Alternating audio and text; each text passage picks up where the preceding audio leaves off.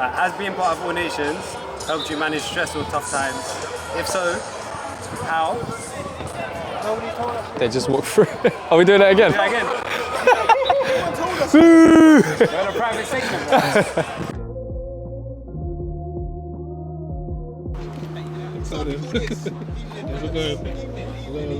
Didn't have to get the biryani. For me, it's really important to make mental health conversations normal. So it's really key. Tournaments like this, we're encouraging people to celebrate mental health. On the back of everyone's shirt, it says, play football, stand against suicide. We want to make it normal. That word isn't a dirty word. If you're struggling and you need to mention that to someone, we want you to do that.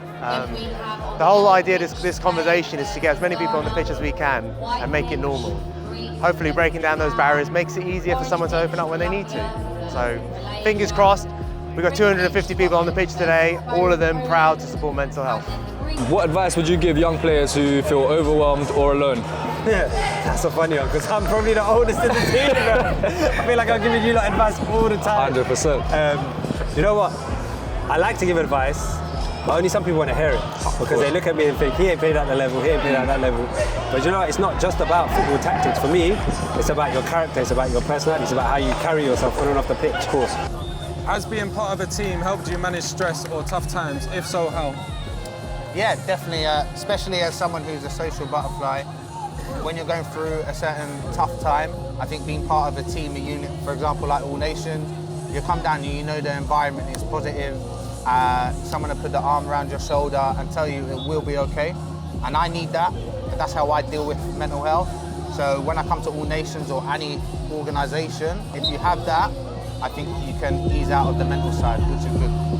I mean, sometimes you go through things during the week. You could have a bad Monday, bad Tuesday.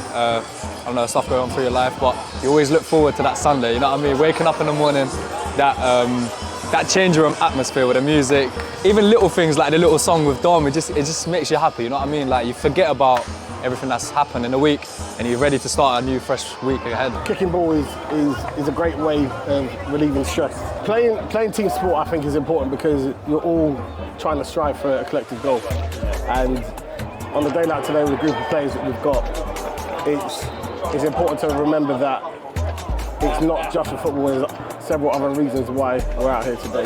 What kind of conversations about mental health do you think are still missing in football? I think football's got a lot better around it, but there's still a lot of old school tendencies, whether it be gaffers or fans or just players with other players in general. I'd say conversations you're not having is when someone comes in and maybe they're a bit off their game or a bit quiet on the day, or maybe they haven't seen themselves that week and people just get on with it. Whereas a simple conversation, there could be something underlying that no one would have been aware of. I've been playing football for about 15 years. I'm listening to stress. Every time I'm on the pitch, I just forget about everything.